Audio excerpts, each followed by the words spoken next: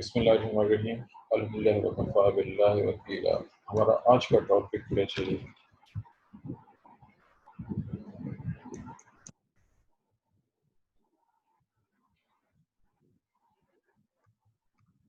Population. ये full fledge chapter है, बल्कि फुल फ्लेज बुक्स हैं इसके ऊपर, लेकिन हमें इसको बहुत मुख्तसर करना है। मेरी कोशिश होगी इसको समराइज़ करूँ एक पर्सन की शक्ल, एक लॉन्ग पर्सन की शक्ल, और ज़ाहिर है कि लॉन्ग पर्सन पढ़ के आप उसमें से समरी याद रखेंगे तो आपका शॉर्ट पर्सन बन जाएगा। पॉपुलेशन ग्रोथ को समझने के लिए कुछ बेसिक चीज़ें, ये जहाँ तक मुझे याद है, मैंने, अब मुझे नहीं पता कि आपकी क्लास को बताया था, किसको बताया था, मॉर्टेलिटी नेटलिटी डिस्कस हुआ हुआ पॉइंट ये वाला, ये जी पॉइंट सर, अभी हो चुकी है, ये हो गया, मॉर्टेलिटी और नेटलिटी डिस्कस हो चुका है। इमिग्रेशन, इमाइग्रेशन, ये भी हो गया। ग्रोथ रेट का आपने फॉर्मूला भी बता दिया था। ग्रोथ रेट का फॉर्मूला भी हो गया था, और ग्रोथ रेट की इक्वेशन और उसकी स्टेजेस तो डिस्कस नहीं हुई थी, उसकी टाइप्स डिस्कस नहीं हुई होंगी। चलिए, बहरहाल चूँकि आप बता रहे हैं कि ये चीज़ें डिस्कस हो गई हुई हैं, उनका जस्ट रिवीजन के जी। आपके पास एक पॉपुलेशन है, फर्ज कीजिए 1000 अफराद हैं। एक साल में उनमें कितना तादाद में इजाफा हुआ? इजाफा होने की पहली वजह बर्थ होती है, उसको बी से शो करते हैं, और दूसरी वजह जो है वो इमिग्रेशन, जो लोग बाहर से आए हैं वो हो सकती है। सेकंड, इसी अरसे में, उसी एक साल के टाइम के में कितने लोगों की डेथ हुई या मॉर्टल, इसको माइनस करेंगे हम, और अगर कुछ लोग वहाँ से चले गए हैं, ई माइग्रेट हो गए हैं, तो वो माइनस हो जाए। और इस तरह से साल के एंड के ऊपर कितनी ग्रोथ, कितने लोग मौजूद हैं, जो चेंज आई है एक ईयर के अंदर, वो ग्रोथ रेट शुमार किया जाएगा। इसमें कितनी इंक्रीज या कितनी डिक्रीज हुई है, या वो स्टेबल है, जो भी कंडीशन हो वो सामने आ जाए। ये चूँकि गिरफ्तारी है कि डिस्कस हो गया था, इसलिए चलिए ठीक है, बैकग्राउंड हो चुका है। आज हम ग्राफ की शक्ल में, आज हम पॉपुलेशन ग्रोथ को स्टडी करेंगे और इसको ग्राफ की शक्ल में लेके आएंगे। आई एम श्योर कि आपने शायद ग्राफिक फॉर्म में इसको कहीं ना कहीं पहले देखा हो। मैं जो ग्रोथ कर्व ड्रा कर रहा हूँ, ये बड़ी मशहूर और मारूफ है। देखना यह है कि आप इस ग्रोथ कर्व से वाकिफ हैं कि नहीं। जी, मैंने ग्रोथ कर्व ड्रा की है, इसके ऊपर मैं निशान लगा रहा हूँ कुछ। क्या आप इनसे वाकिफ हैं कि नहीं वाकिफ हैं? कुछ नाम भी लिखूंगा यहाँ पे या नंबरिंग करूँगा। दिस इज 1, स्टेज 1 है, this is stage 2, this is stage number 3, stage जिसको मैंने कहा ये फेजेस भी कहलाती हैं, and this is stage number 4. This is T for time and this is NO for number. जानदारों की तादाद में कितना इजाफा हो रहा है कितने टाइम के अंदर, इसको ग्राफ की शक्ल में ड्रा किया मैंने। बेसिकली तो ये ग्रोथ कर्व जो मैंने ड्रा की है, एक्चुअली ये बैक्टीरियल ग्रोथ कर्व है, बैक्टीरिया की ग्रोथ कर्व है, लेकिन बैक्टीरिया के अलावा यही ग्रोथ कर्व यीस्ट और प्रोटोजोआ और बहुत से एल्गी पर भी अप्लाई होती है। बहुत से जानदारों पे इसको अप्लाई किया जा सकता है। अब आसान ज़बान में कह लीजिए, it is microbial growth curve. मैं यहाँ पर लिख रहा हूँ माइक्रोबियल, मैंने जो नाम लिए हैं सारे के सारे ये उनके ऊपर अप्लाई हो। This is microbial. जी, मेरा माउस बहुत तंग करता है मुझे, इसको कुछ माइक्रोबियल ग्रोथ कर्व, ये मैंने आपके सामने ड्रा कर दी। इसमें जो ये 1 2 3 4 है, मुझे इनके नाम लिखने हैं, एक्सप्लेन करना है, और ये मैं यहाँ पे करूँगा, इस साइड पे करूँगा, क्योंकि वो हाथ से लिखने में इसमें कुछ प्रॉब्लम होगी। जी, ये लफ्ज़ मैं दोबारा लिख लगा हूँ। बेसिकली ये माइक्रोबियल है। माइक्रोबियल ये मैं इस लिहाज से इसको एक्सप्लेन करने लगा हूँ, शायद आप ऑलरेडी जानते हैं, इस बात से वाकिफ हैं, मैंने पहले बताया होगा कि मेरी एक्चुअल स्पेशलाइजेशन है वो माइक्रोबायोलॉजी, और माइक्रोबायोलॉजी में viruses, bacteria, fungus, protozoa, algae और फंजाई, ये सब चीज़ें जिनसे आप वाकिफ हैं, और कुछ ऐसी जिनसे आप वाकिफ नहीं है, वो सब के सब शामिल हैं, और उन सब के ऊपर ग्रोथ कर, वायरस के अलावा बाकी सब के ऊपर ये वाली ग्रोथ कर अप्लाई होती है। माइक्रोबियल ग्रोथ कर्व, ये मैंने एक जनरल ग्रोथ कर्व बना दी। बाकी जानदारों पे भी इसको अप्लाई कर सकते हैं, लेकिन इन पर खास आता है। इसकी स्टेजेस में शो करने लगा हूँ। स्टेजेस को हम नंबर से शो कर रहे हैं, और वो स्टेजेस अभी जब आपके सामने आएंगे वन बाय वन, मैं उनके नाम लिखूंगा, एक्सप्रेशन डायग्राम से करूंगा। स्टेज नंबर 1, ये मैंने 1 लिखा है जी। स्टेज नंबर 1 जो है, it is called, I am sure कि आप उस नाम से वाकिफ होंगे,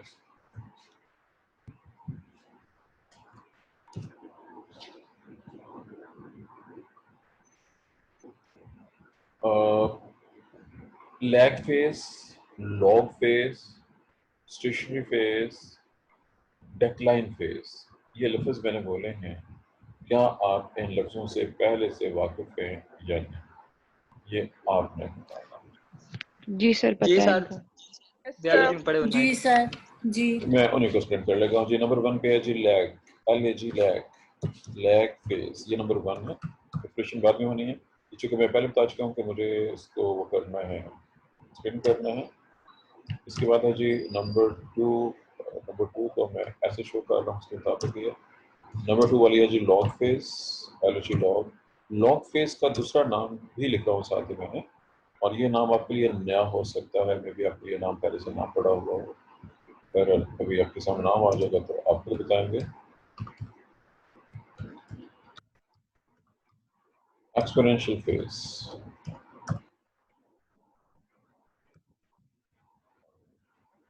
क्या इस नाम से वाकिफ है पहले से कि नहीं? जी सर, जी पढ़ा सर, हुआ है। पढ़ा हुआ।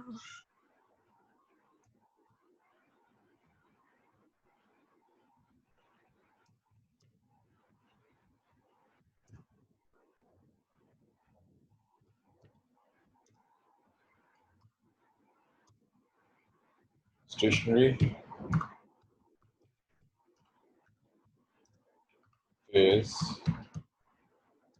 और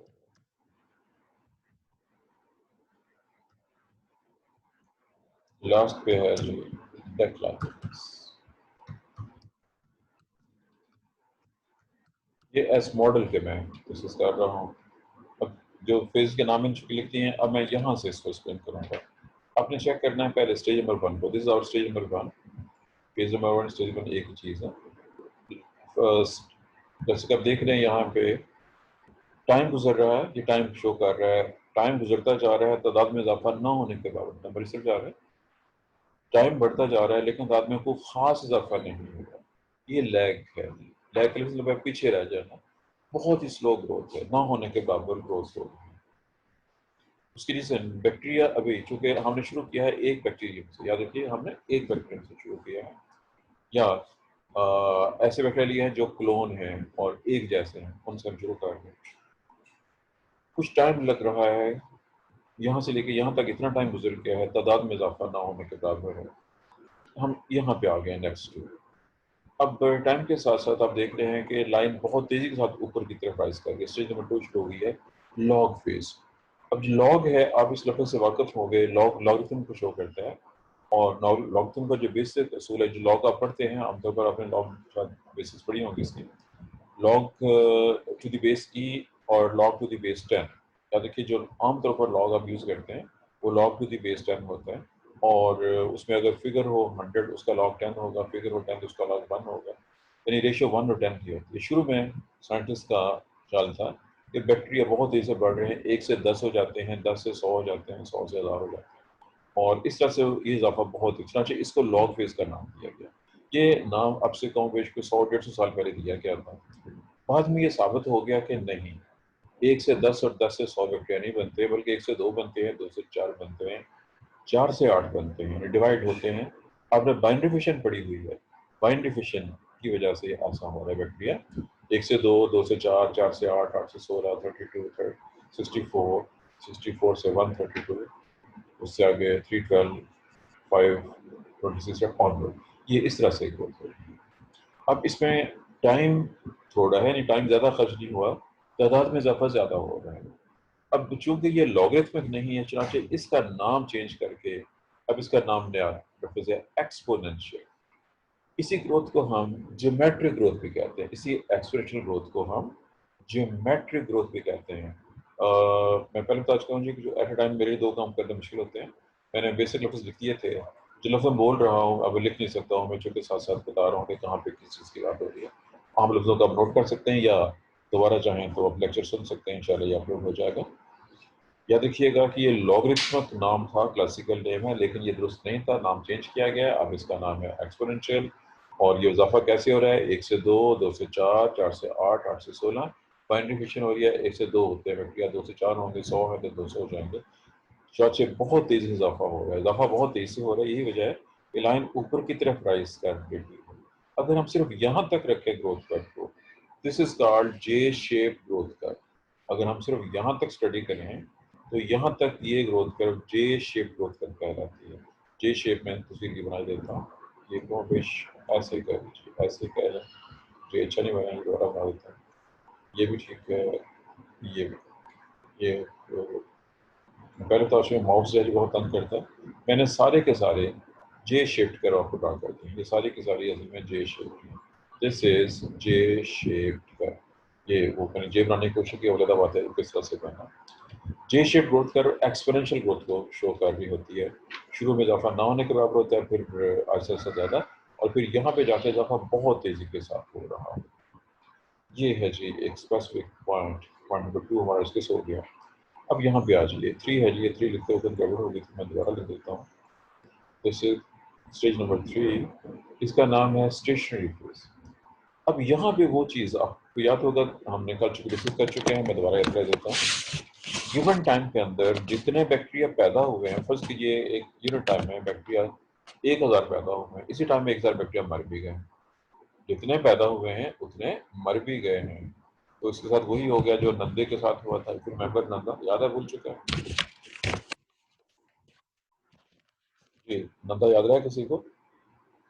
do you know what is Nanda? Punjabi speaking all of you, मेरे हिसाब से आप सबके सब पंजाबी हैं, और अगर पंजाबी हैं तो पंजाबी तो होनी चाहिए आप लोगों को। No answer? चलिए फिर मैं पंजाबी का उसको जो भी कह लीजिए वर्डिंग सुना रहा हूँ। नंदा 9 दिन बाहर रहा, 9 नंदे दे घर, नंदे बह के हिसाब किता, नंदा कर देगा। इसके साथ वही कुछ हो रहा है जो नंदे से हुआ। जितना इसका बर्थ रेट है उतना इसका डेथ रेट हो चुका हुआ है, चुनाचे तादाद में इजाफा नहीं हो रहा, तादाद कांस्टेंट होगी या फिक्स हो गया। 100 पैदा हुए बैक्टीरिया, 100 ही मर भी गए हैं, इसलिए तादाद फिक्स है, कांस्टेंट है, इस लिहाज से स्टेशनरी फेज का है। इसके बाद अगली स्टेज ग्रोथ कर नीचे को जाना शुरू हो गया। नीचे को जाने का मतलब ये है कि यहाँ पे मॉर्टेलिटी ज़्यादा हो रही है। फर्ज कीजिए 100 बैक्टीरिया पैदा हुए हैं और 200 मर गए हैं, 300 पैदा हुए हैं और 500 मर गए हैं। अगर ऐसा हो रहा है तो तादाद कम हो रही है, और जब कम हो रही है तो ग्रोथ कर नीचे की तरफ आ रही है। ये डेक्लाइन फेज या डेथ फेज को शो कर रही है। अब ये यहाँ तक तो बैक्टीरिया के लिहाज से था, मैंने डिस्कस कर दिया। अब मैं दूसरी डायग्राम याद रखिएगा, मैंने पहले बता दिया कि यहाँ तक जो ये है खासतौर पर ये पोर्शन है, जिस कारण वैसे तो पूरे को कहते हैं जी एक्सपोनेंशियल ग्रोथ, यहाँ तक इस बात। अब मैं एक और ग्रोथ को ड्रा कर रहा हूँ, लिखूंगा नहीं जी, अब मैं सिर्फ ड्रा करूँगा। आपने इस ग्रोथ कर्व को देखना है और बताना है कि इसमें क्या हो रहा है। ये ऐसी है जैसी बनाई थी मैंने, मामूली फर्क होगा।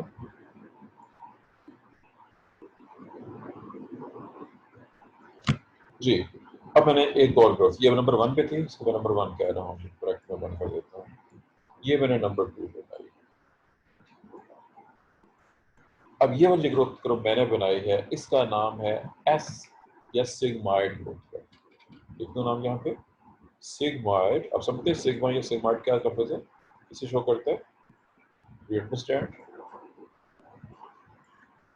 Sigmoid growth curve.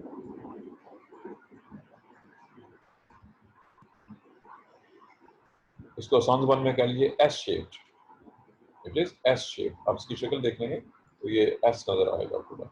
स्टेजेस की वही हैं, ये इनिशियल स्टेज है, ये जो 1 के बराबर थी, ये इसके बराबर है, और ये वाली इसके बराबर है।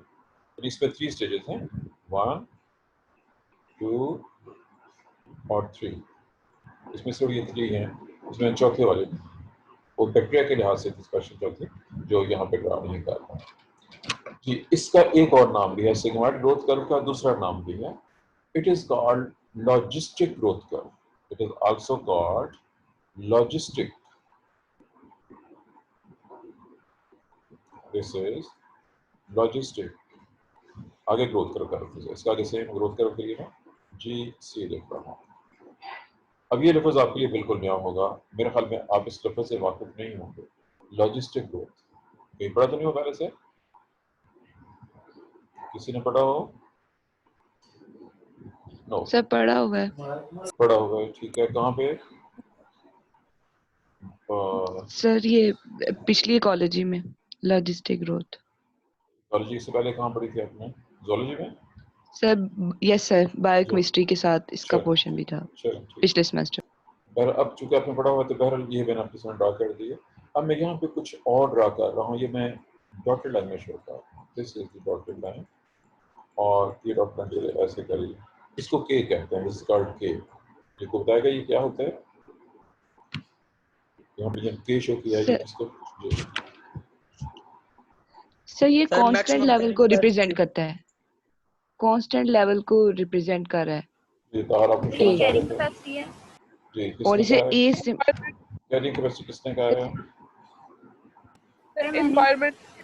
कैरिंग कैपेसिटी किसने कहा है? जवाब किसने दिया है? सर मैंने कहा है, अफीफा ने। सर मैं ये कह रहा हूँ कि जी बताएं। बेसिकली पॉपुलेशन के जो ऑर्गेनिज्म उनको और आपकी आवाज कट गई शो है। कर रहा है इतने मैक्सिमम आपकी लेवल तक कितने ऑर्गेनिज्म रह सकते हैं। आपकी आवाज कट गई है, वो नेट में कोई प्रॉब्लम हो गई आपकी। चले मैं इसी कर्व को एक और शक्ल में आपके सामने ड्रा कर रहा हूँ, अभी ज्यादा क्लियर हो जाए। बहुत अच्छी नहीं बनी है लेकिन चलो ज्यादा हो जाए। ये भी के को शो कर रहा है। दिस लाइन इज इंडिकेटेड के इज कैरिंग कैपेसिटी। अफीफा ने जो बताया था ठीक था जी। दिस के इंडिकेट्स कैरिंग कैपेसिटी। अब फर्ज कर लें हम इंसानों की या किसी भी ऐसे एनिमल की जो जंगली जानवर है, जंगल में रह रहा है, उसकी ग्रोथ को स्टडी कर रहे हैं। आपने शुरू में एक जगह अपने को रखा, तादाद में बिल्कुल स्लो इजाफा, फिर तेज इजाफा। अब एक स्टेज के ऊपर आके यहाँ पे देखें थोड़ी सी आबादी बढ़ गई है, फिर कम हो गई है, फिर बढ़ गई है, फिर कम, फिर बढ़ गई है, फिर कम हो गई है। अब ये एवरेज एज बन गई, यानी ऐसे लाइन स्ट्रेट लाइन में आ गया है। और वजह क्या है कि फॉर कैरिंग कैपेसिटी, जिस जगह पर रखा है वो जगह कितनी है, वहाँ पे फूड कितनी अवेलेबल है, वहाँ पे एनवायरमेंट फैक्टर्स, वो सब चीज़ें मिलकर डिसाइड कर रही हैं कि इस इलाके में कितने जानदार रह सकते हैं। थोड़े बहुत अगर ज़्यादा हो जाएंगे कभी तो उतने ही नेक्स्ट टाइम जब कोई प्रॉब्लम होगी उतने ही कम हो जाएंगे। एवरेज उनका सेम होगा ये। पर इसको भी लॉजिस्टिक ही कहेंगे। This is also logistic growth curve. ये सिग्माइट है, ये लॉजिस्टिक, ये दोनों सेम है। ज़ाहरी लाइन सीधी है लेकिन ये दोनों सेम है, इसमें कोई फर्क नहीं है। जो फ्लक्चुएशन है ये फ्लक्चुएशन कुछ होता है। बारिश ज़्यादा होगी, पौधे ज़्यादा हो गए, पौधे ज़्यादा हो गए, हर्बिवोर ज़्यादा हो गए, हर्बिवोर ज़्यादा हो गए, कार्निवोर ज़्यादा हो गए, कार्निवोर ने हर्बिवोर को खाया, हर्बिवोर कम हो गए, कार्निवोर ने हर्बिवोर को खाया, हर्बिवोर कम हुए, और उनके कम होने से कार्निवोर भी कम हो जाएंगे। जब वो कम हो जाएंगे तो हर्बिवोर फिर ज़्यादा हो जाएंगे, हर्बिवोर ज़्यादा होंगे, कार्निवोर ज़्यादा, ये प्रोसेस चलता रहेगा। ये ग्रोथ कर्व ऐसे रहेगा। ये है जी logistic growth curve, carrying capacity के मुताबिक ग्रोथ किस तरह से होती है। मैंने आपके सामने ग्रोथ कर्व को डिस्कस कर दिया। देखिए कि इनिशियल स्टेजेस में दोबारा हम कीजिएगा, यहाँ भी अगर आप एक जगह पे, एक जजीरे में या एक बड़े सारे पार्क में, एक जंगल में कुछ जानवर जहाँ पे पहले कुछ नहीं है, कुछ जानवर छोड़ दें, उनकी आबादी में शुरू में बहुत कम इजाफा होगा, फिर इजाफा ज़्यादा, फिर काफ़ी ज़्यादा हो जाएगा, और फिर वो एक खास लेवल पे आके फिक्स हो जाएगा जो कैरिंग कैपेसिटी के बाद में होता है। इंसानों को छोड़ के बाकी सब पे ये कर्व अप्लाई हो सकती है। इंसानों की कर्व सुन लीजिए, बड़ा हैरानकुन काफी होगा। अभी दुनिया में इंसानों की आबादी ऐसे ऊपर जा रही है, यूं जा रही है। अब उसकी रीजन सोचनी है आपने, क्या वजह है? इंसानों की आबादी बढ़ती जा रही है, वो स्टैटिक नहीं हो रही है, क्या वजह होगी आपने बताना। और उसका ताल्लुक डेथ रेट कम हो गया है, डेथ रेट कम हो गया है। जी एक वजह ठीक है, एक वजह ठीक है, आपने बताई। हमारा सिर्फ 2 मिनट का टाइम है जो, उसके बाद जूम बंद होने वाला है। डेथ रेट कम होने की जो सारे एडवांसमेंट इन मेडिकल साइंसेज हैं, रिफाही स्टेट्स हैं, वेलफेयर स्टेट जो अपने शहरियों की बहबूद के लिए सेहत की फैसिलिटीज़ मुहैया करती हैं वहाँ पे, और ओवरऑल लाइफ स्टैंडर्ड इंक्रीज करके चुनाचे इंसानों की लाइफ एक्सपेक्टेंसी ज़्यादा हो गई है। और ग्रोथ जो है वो इस तरह से नहीं बल्कि वो अभी भी जे शेप जा रही है, ऊपर की तरफ जा रही है। लेकिन सिर्फ तरक्की याफ्ता मुल्कों में, गरीब मुल्कों में सूरत हाल बहुत ही बुरी है, उससे आप पहले से वाकिफ हैं। जो कुछ पाकिस्तान में हो रहा है उससे भी आप अच्छे से वाकिफ हैं। जी, ये था जो हमारा पॉपुलेशन ग्रोथ के हवाले से। याद रखिएगा ये बैक्टीरिया पे स्पेसिफिकली ये है जी सिग्माइड ग्रोथ कर और ये है लॉजिस्टिक ग्रोथ कर, ये दोनों सेम काउंट होती हैं। और यहाँ तक ये जो पोर्शन है वो एक्सपोनेंशियल, ये भी याद रखना है। वैसे एक्स स्टेज ये वाली है, लेकिन ये दोनों मिलके जे शेप कर कहलाती है, और ये वाली एस शेप है, ये भी एस शेप ही शुमार होती है, लेकिन ये लॉजिस्टिक भी कहलाती है साथ साथ। उसकी रीज़न मैं बता चुका हूँ कि ऐसा क्यों।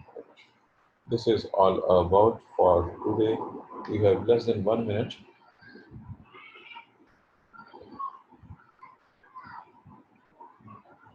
किसी का कोई क्वेश्चन हो यहाँ तक तो क्वेश्चन पूछ सकते हैं।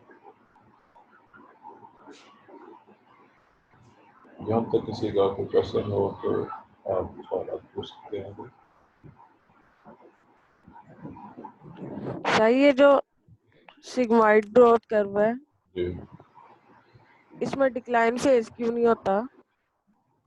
इसमें डिक्लाइन फेज के लिए ऐसा हो सकता है कि आप हिरोशिमा नागासाकी मिसाल ले लें, जहाँ पे अमेरिका ने एटम बम गिराया था, तो वहाँ पे ऐसे आ गया, डिक्लाइन हो गया। एटम बम हो सकता है, उसका डिक्लाइन आ सकता है। अभी जो कोरोना आया है इससे अब कमी तो हुई है, लेकिन कुछ ज़्यादा नहीं हुई।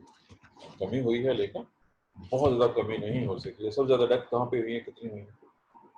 अमेरिका का ग्राफ बना रहे हैं, उस पर थोड़ी सी कमी शो होगी, मामूली सी, जस्ट इतनी सी होगी ऐसे बस यहाँ पे, लेकिन वो काउंटर बैलेंस हो जाएगी विद इन 2-3 ईयर्स।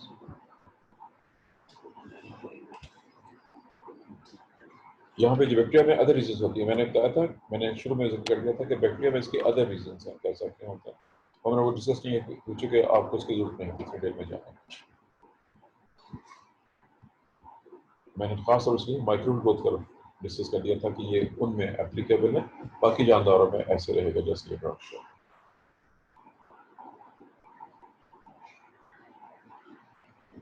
जी, किसी का और कोई क्वेश्चन है? किसी का और कोई क्वेश्चन हो तो क्वेश्चन पूछ सकते हैं।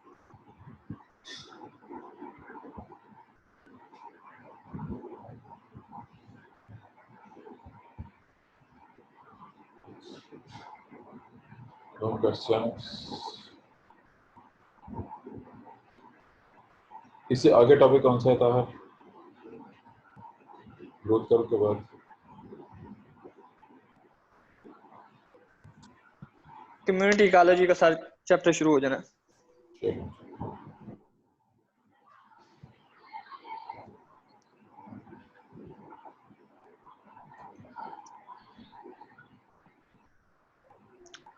बहुत सारे अहम चैप्टर था।